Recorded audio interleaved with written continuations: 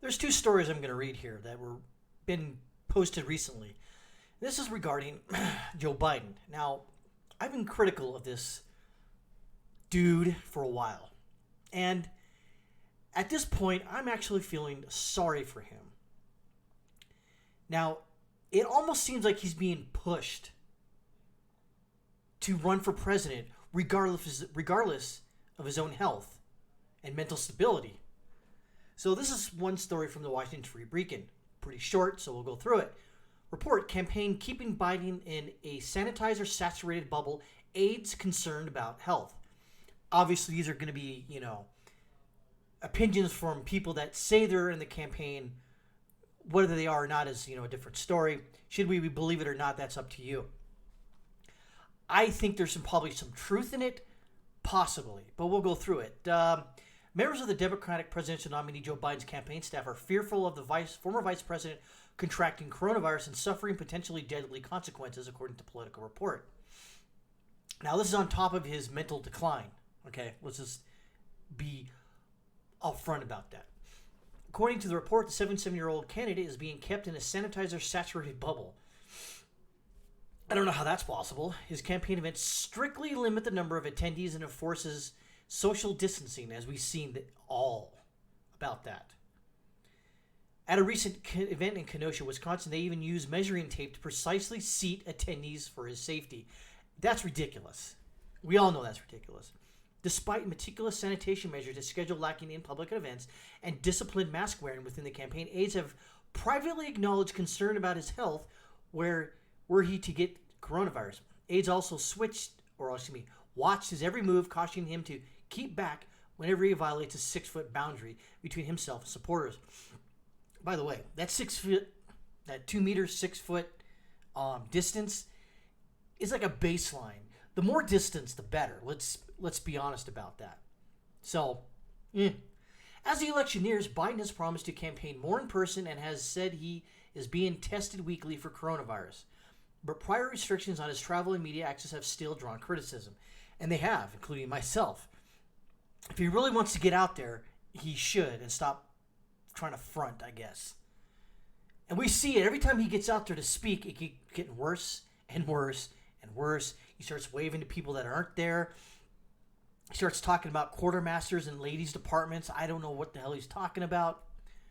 Who knows? A former co-chair of the Wisconsin Democratic group faulted Biden for not attending the Democratic National Convention in Milwaukee. Biden instead opted to participate from a convention center near his home in Wilmington,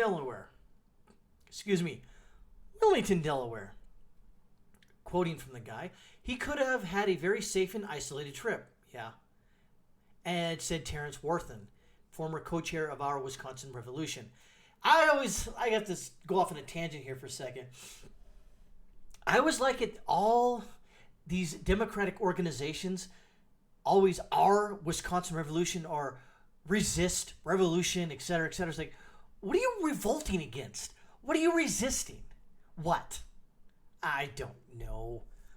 He has the resources to do it. It's in the middle of a presidential race. Is he taking Wisconsin for granted? Yes. Yes, he is. Biden also faced the charge that he has declined cognitively to a point granted by one of the Obama White House's stenographers who said he's not the same Joe Biden compared when he was vice president. Biden's frequent gaffes and mix-ups have fueled speculation about his mental soundness. Speaking of his mental soundness, this is from the American Thinker, September 16th, only yesterday. There's a reason why Rush Limbaugh, is wondering if Biden is ever seen at night. That's a good question. Now, during the DNC convention, you did see him out at night, we think. Because there was fireworks that happening. So we don't... Well, that's a conspiracy theory. Maybe I shouldn't delve into it. But maybe he was out at night that one time. But have you ever seen Joe Biden out at night in the last 6 months? He's been in his basement. By now, it's the worst kept secret in the world that Joe Biden's having cognitive difficulties. I mean, you saw my videos yesterday. He's having some issues. He's tethered to a teleprompter, which he is fed only pre-approved questions, which he is, and speaks in short increments to friendly audiences. All you have to do is look at YouTube videos of the last couple of months of Biden's press conferences, if he's had one at all. Even his Cardi B interview. All you have to do is look at that and tell me if I'm wrong or right in my hypothesis that he has cognitive decline. He has some sort of late stage dementia, or middle stage, however you want to say it. Rush Limbaugh came up with a theory that suggests that those rumors are correct. On Sunday, Thomas Lifson reprinted a post that's been circulating on the internet. It purports to come from a former Biden staffer who quit the campaign and cannot keep quiet about Biden's mental competence. Now, there was something in 4chan, that's something different. I don't know if this is the same thing. Briefly, it says Biden has advanced dementia and that the medicine he takes for it causes his incontinence. Okay, yes, that's the 4chan post from Anonymous. Although the post accurately describes Biden's behavior in brief appearances, an anonymous author means that it has dubious utility. Of course. And that's why I didn't really talk about it. I think there were some other people on there. Mr. Obvious talked about it and some other people. I didn't really want to talk about it because it was already beaten to death. I'm like, okay, it's, from an anonymous source. I don't know what to do. But now you have a piece from the American Thinker talking about it. So maybe it's got some weight behind it. Rush Limbaugh, however, noticed another piece in the puzzle, and this one yields empirical evidence rather than first-hand knowledge. This is the fact that other than the long-ago Democrat debates and his acceptance speech, which may have been live rather than pre-recorded, Biden is never seen at night. In that regard, he is the unvampire. Indeed, most of Biden's appearances are early in the day. They are. He may do this because he tires easily and by afternoon is running on empty, and they call that sunsetting. Where my own grandmother, when she had a trans ischemic stroke, I think, a couple of them, and she would be fine during the day, but at night she would sort of keep repeating the same stories, and over the years it got worse and worse and worse until it was unfortunate. So Rush, though, posits that Biden may be suffering from sundowning or sunsetting, something strongly associated with dementia in the elderly, especially Alzheimer's. Yeah. Sundowning is so named because it consistently appears as the sun is setting, meaning that as the day goes on, you get tired. And you get cranky, and you lose your cognitive abilities. It is seen firsthand with both my parents. This is the person talking at me. Neither of whom had Alzheimer's, but both of whom sundowned badly as they developed age-related dementia. What I learned was that for the people sundowning, the illusions are real. These are not nightmares from which they can awaken. They cannot snap them out of it. They cannot be perked up and be trotted out with little medicine. While sufferers are sundowning, they're gone. That's sad. Yeah, and that's pretty much what happened to my grandmother. She as the day went on, she just got worse.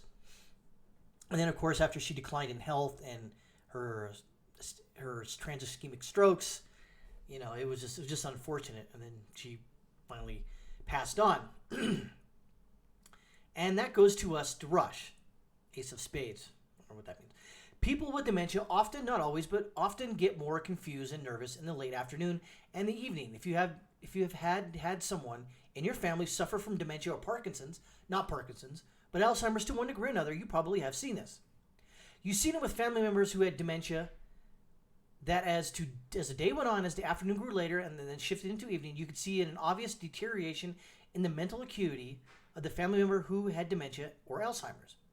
I know people who have seen it with their own parents and grandparents. Case in point, my grandmother. You'd have an average day where you'd think, hey, grandma's doing great today. And we'd see that a lot with my grandmother in the past. Grandma's really cool today, and families are filled with hope when those days happen. And then on those same days when you get to sundown and later, deterioration picks up and you can see it. And you get depressed because earlier in the day you thought, okay, this is going to be a good day. And unfortunately, it's not. I've heard Jill Biden say that her husband Joe was up early every morning on the phone with all sorts of people. And she says that this is as a way. Hey, don't believe this stuff about Joe having mental problems. He's up. He's up every morning early. He's talking to countless people on the phone. And my grandmother would do that. But late in the day, in the afternoon, at night, it didn't get like that. She'd get tired, sort of cranky. My grandmother was never really that cranky, but she would just sort of get kind of short with people. and she's kind of like, she would go to bed like at 6, 7 o'clock at night, or if she was stayed up later, she would just, fall asleep in her, in the couch or her lounge chair, whatever. So that's not the time to look. You need to look at Joe Biden at sunset. I've been looking at this. I cannot recall when Biden is out in public at night, save for the Democratic debates, which were way earlier this year. You got to go back to January, February, March, and even there weren't very many. But of recent campaign appearances, I cannot remember Biden out in public at night. And certainly not after a full day of negotiating world peace and having a helicopter ride to the hangar, 2-hour speech and a banter with 15,000 people, and then going out and doing a debate. I haven't seen Biden engage in that kind of rigorous schedule. And concluding here, Biden's not all there, and we all know it. It's an absolute scandal that the Democrats are trying to prop him up long enough to get him through the election so that Kamala Harris, a leftist, can be installed in the White House. And that is the ultimate concern most people have, if in fact he does win. For God's sake, I hope he doesn't. That he is sundowning, he is sunsetting, he has cognitive decline. You don't see him out at night or late in the day. You see him do like press conferences or talking with reporters or something like that daytime. Right around 3 o'clock, he goes to his basement, and you don't see him. All his interviews are pre-scripted. There has a teleprompter out there, and that's it. And we don't know when it's been aired. We don't know when it's been taped. I'd say aired, but it's aired at night, but you don't know when it's been taped previously, because you know it's not live. I have not seen him do a live interview at night. But again, that goes back to how the Democrats and their myrmidons are propping up this basically potato, this empty suit. And I feel for him, but I think he wants it so bad and the Democrats want it so bad, and the leftists want him in there so bad, is that they're going to push this guy across the finish line. And that's what's sad. I could imagine if my father or my aunts decided to push my grandmother to do something that she was not capable of doing across the finish line or something like that. I would have serious problems with it, obviously. So I guess in conclusion here is that the people that are interviewing him aren't saying when they taped it, or they're saying, oh, it's live, but it's not really live. And they're putting up the teleprompter, and they're scripting the speeches, and he's got a list of people who he can talk to. Oh, let's see, ABC and Table 1. Where's Table 1? Okay, Table 1, ABC, go ahead. So, yeah, Biden is not there. And, of course, I'm not going to be voting for him, obviously. I've already said I'm voting for Trump. And I'm not saying Trump's the best president in the world. He's 1,000% better than Joe Biden. And you know what's that's funny is that President Trump is 73 years old. So what does that tell you? If Donald Trump can go out there at his age, at his advanced age, work all day, go to rallies, speak, tweet, all their stuff, but Biden can't do that, what does that tell you?